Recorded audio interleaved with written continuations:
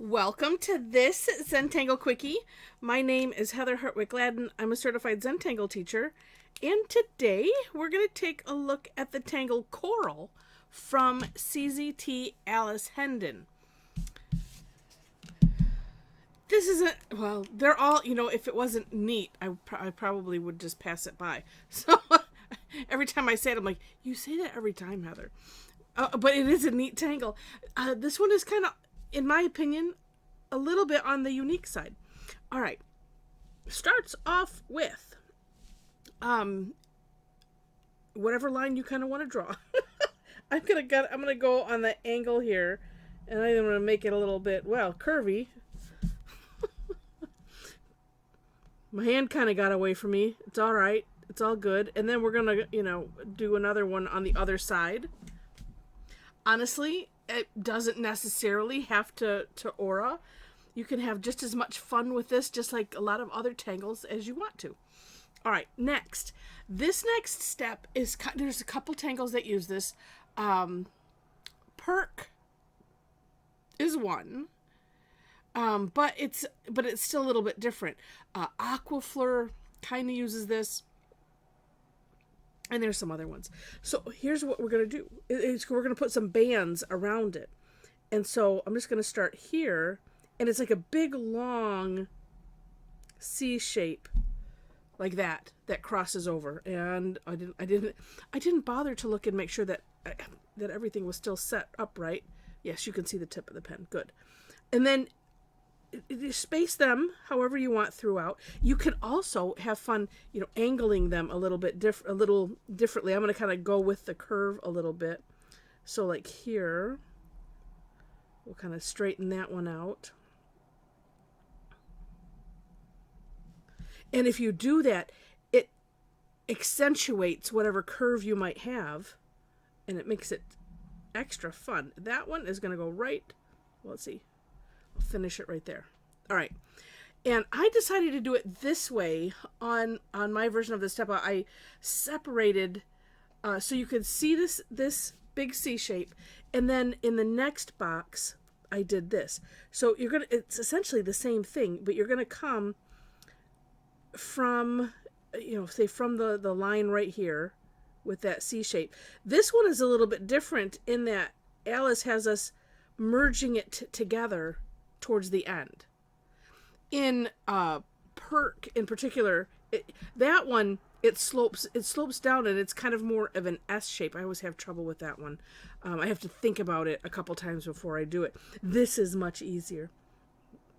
And then same thing here, and then it's just remembering. This is me telling me remembering to bring it together. But you know what? If you don't, it's still going to look just fine. All right, then we're going to fill it in. And here, let's just fill it in first. And this is where, if you need to course correct, feel free. And we're going right in between. And then, so, the question kind of is, oh, well, what do we do here at this end thing?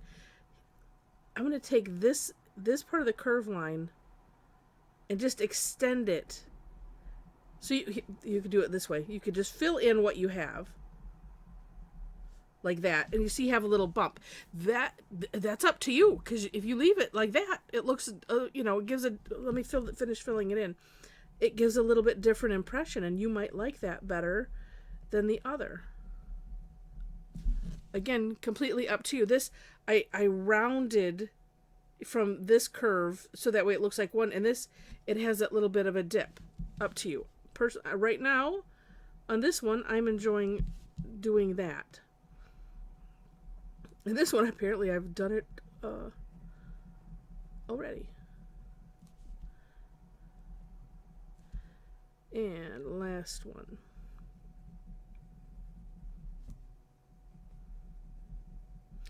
I should be being careful, because I can see, let's just trace over this edge a little bit.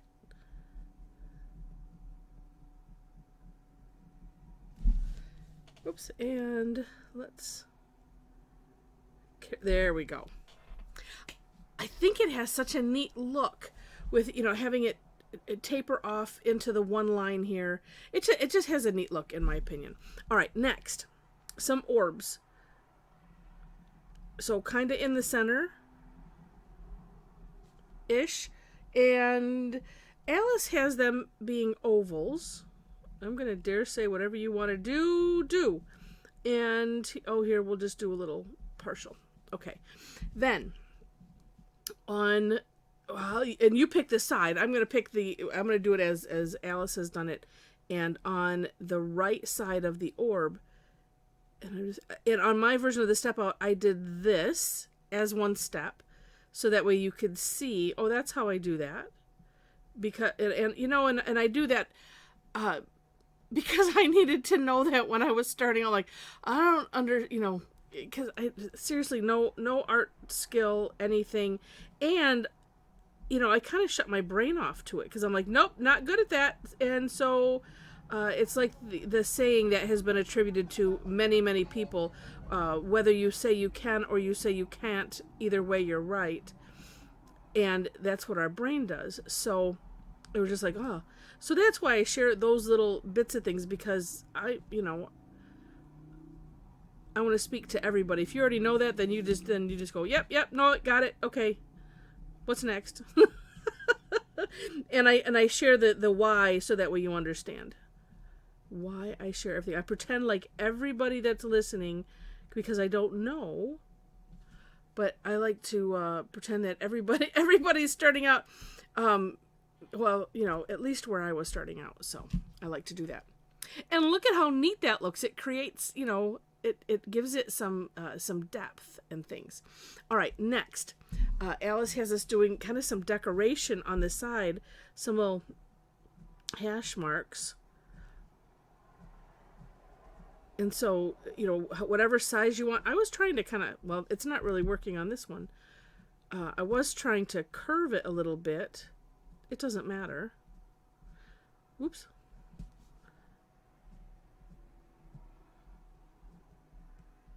I'm doing a flick. We've been calling them flick lines, but you have to say that very carefully. And because I'm, essentially flicking my wrist, but even if you don't do that, just lift up your pen, draw for a little bit and then lift it up for, at the end. So that way it tapers instead of it being, so taper instead of a deliberate end. Okay, so that's fun. Now, and that's it. Well, although, Alice and hers, she put an extra, I'm going to leave it like this because I kind of like it. She put an extra line in right here. So you can, of course, decorate it however you see fit.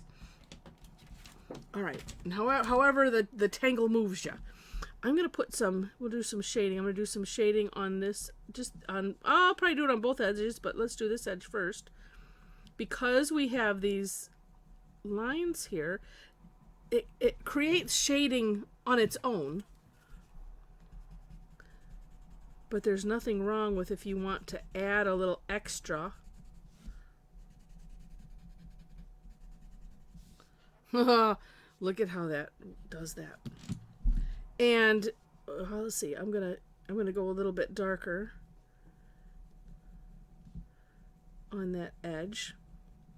And if shading is something that kind of escapes you, start light, and then you can always add more.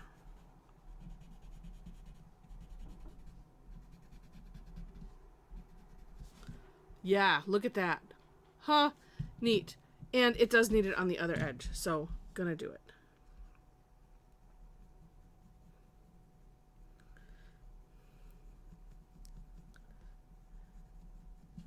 And the more you use, kind of the more dramatic it is.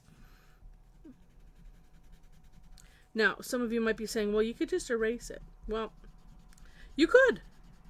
However, in the Zentangle method, we don't have erasers. People use them, and it's all right.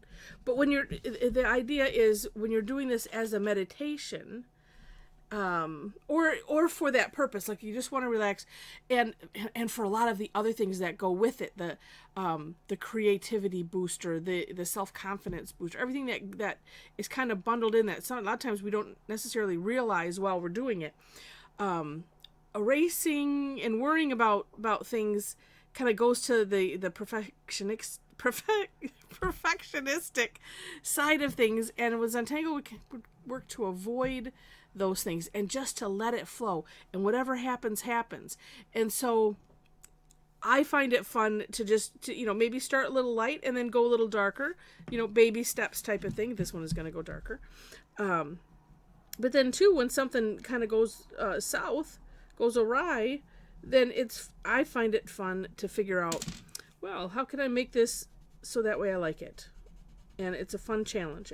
It really also does give a boost to creative problem solving in regular life too, which is just it's an amazing technique. And if you're interested in learning more, at the time of this recording, what is today?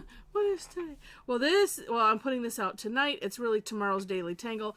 It's August 26th. Gosh, I can't talk because it's late. It's August 26th. I have, on the 5th Tuesday of the month, I have been scheduling my Zentangle Essentials classes, and this month we have a 5th Tuesday. It is coming up in just a couple days though, so do check out my website if you are interested, because what we do is we go over the method. There are steps to it, there's philosophy behind it, and that way you have a nice understanding. Plus we go over the essential techniques and things you need to know for tangling. I have a lot of people that come as a refresher. That's why I call it Zentangle Essentials, because it's the essential stuff. It's just nice to get grounded again in the methodology. So join us if you can. It's $15. I make that one less than the others because, I want to, I need to do something, but I just make it less than others because that's what I want to do, and I can do what I want to do. Or, as my friend Alyssa, hashtag I do what I want. And while you're on the website, feel free to take a look at the other class offerings. I think I need to update it, but that way you can see the other stuff that I do. You can follow my blog there, and I'm doing things out of order again. This is becoming a habit.